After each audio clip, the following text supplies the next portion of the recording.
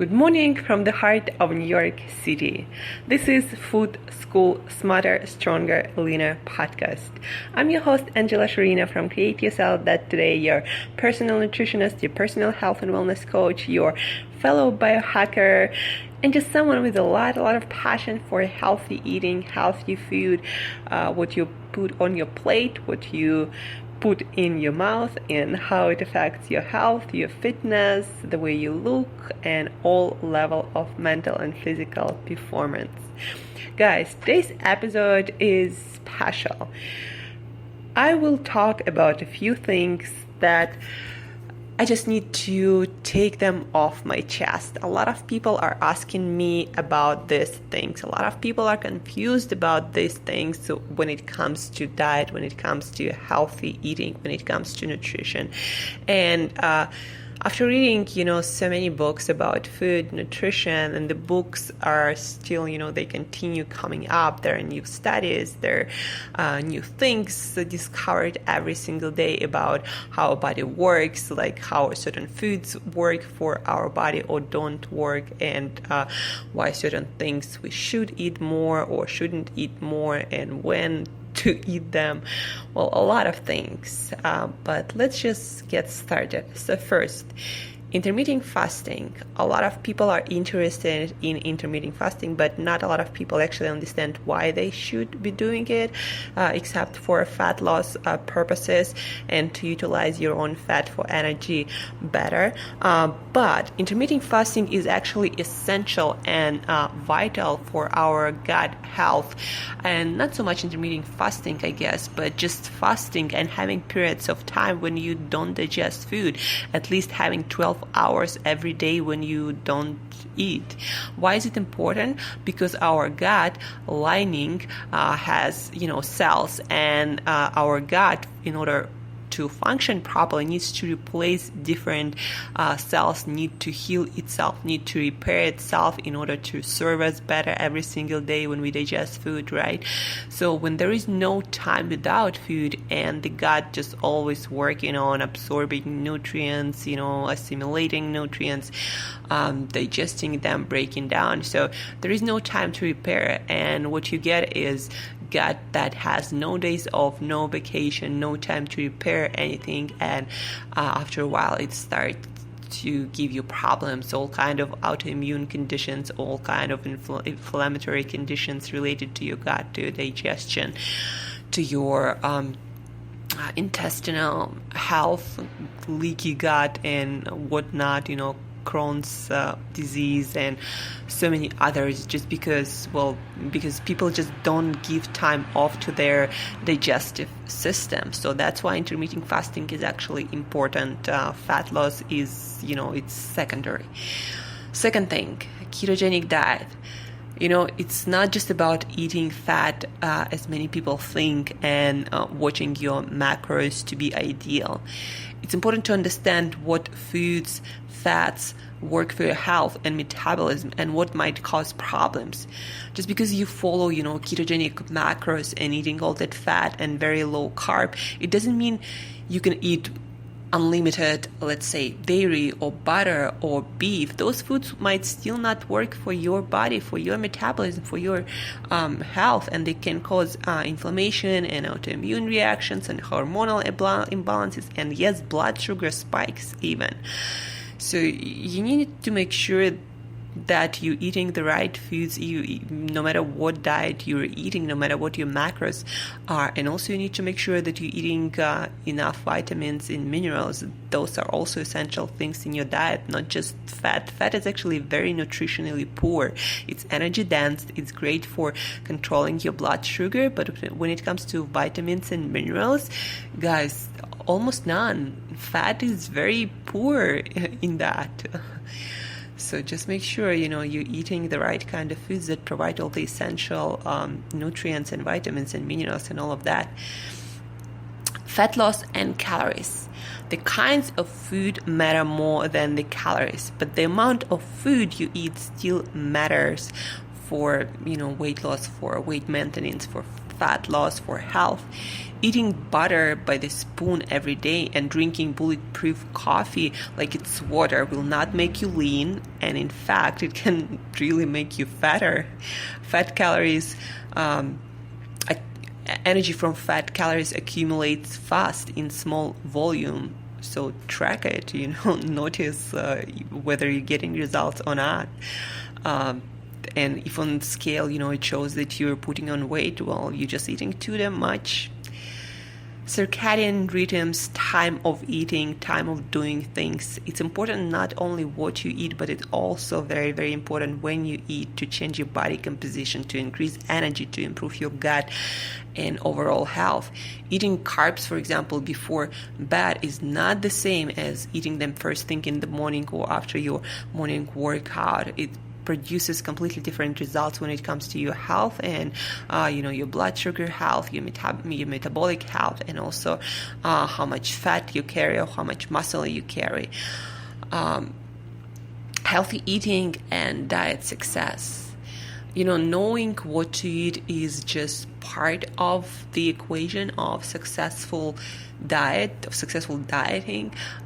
Understanding your psychology and how to build habits around your new, eating behaviors, your new diet is as important. You need to work with your brain, not against it. Otherwise, you will never succeed on any kind of diet. You will just continue binge and eating whatever. And when you have no plan, when you cannot stick with any behavior, then you're not gonna get any amount of good results. So just understand your psychology and build habits around your new routines, your new behaviors, your new diets. That's very important.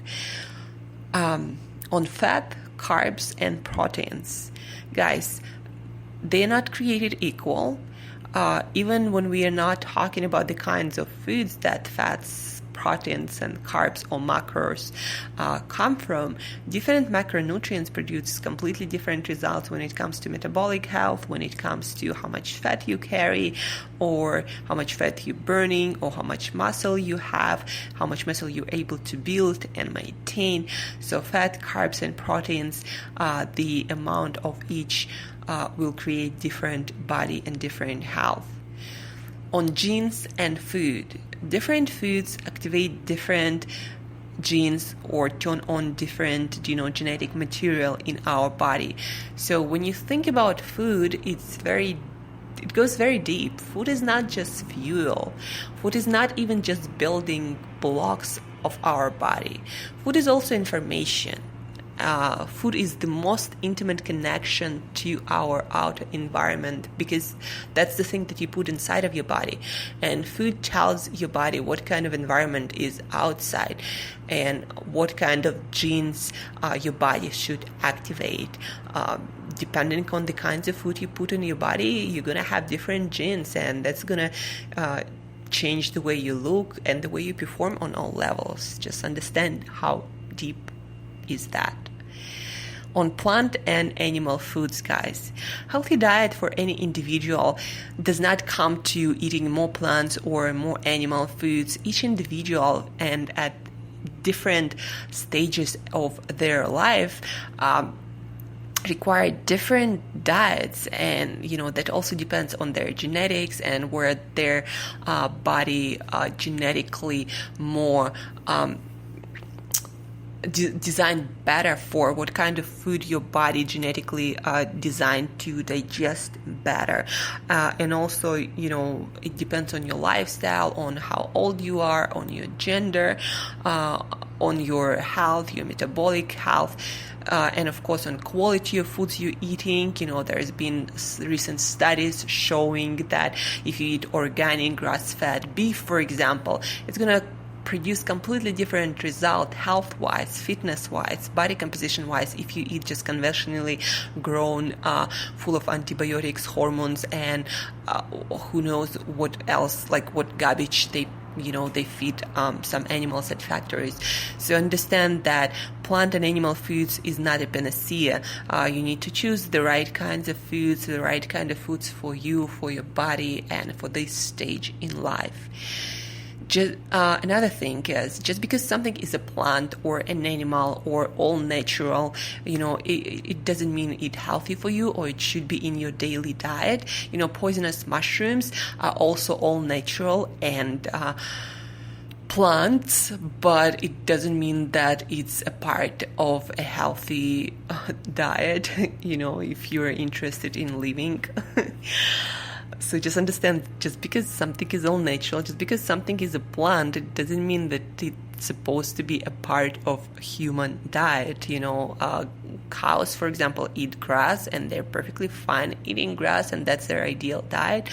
It's not human diet. So just understand, we still need to figure out human specific or species specific diet for human beings, and we still haven't figured that out quite yet, and because of all the products that come to the market, it gets even more complicated.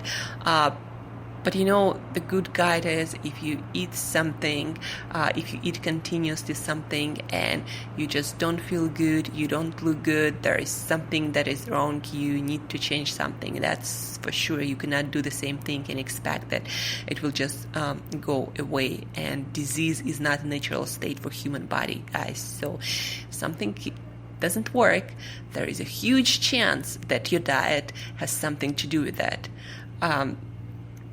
And also, there is a fact from Dr. Stephen Gundry's book, Plant Paradox. Some plants, as a part of their defense system, not to be eaten because they're also alive and don't necessarily want to be eaten all the time, created anti-nutrients or lectins or special proteins that when you digest them, they don't kill you right away, but they create different inflammatory conditions. It might manifest itself like some kind of arthritis or some kind of some kind of gut issue or disease. So some plants, like for example wheat or nightshades is something like tomatoes or bell peppers. What else? Beans also have a lot of anti-nutrients. Just some plants have nutrients that are not really great for our body, and we need to be aware of that. And we need to be aware that, again, not everything that is all natural, not everything that tastes good, that can be chewed, digested, and pooped out is supposed to be in daily human diet. So I cannot, sum it up what I've just talked about. Guys, just listen to this episode again and think about those things and understand that, yes, food and nutrition, it's not that simple. It can be simple, when you eliminate a lot of stuff that is made by a human being versus something that was grown, that was fished, hunted, or gathered, right? But there are a lot of details, and we just at the very beginning of understanding of our, again, human species specific diet and what works for us and what doesn't and why. So stay tuned to Food School Podcast, where I'm gonna deliver you the latest news from all over the world, from all kinds of data and scientific and not so scientific resources, so you could at least think about, be aware of those things, and adjust your diet and your meals accordingly to eat the healthiest and to look the best, feel the best, and perform the best on all levels.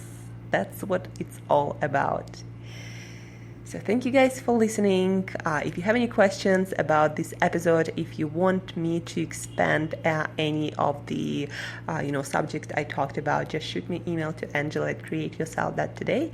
Angela@createyourself.today. Check out my blog also, guys. Share this podcast, rate it on iTunes so more people learn good things about food and healthy diet. And till next time, eat better daily. Thank you.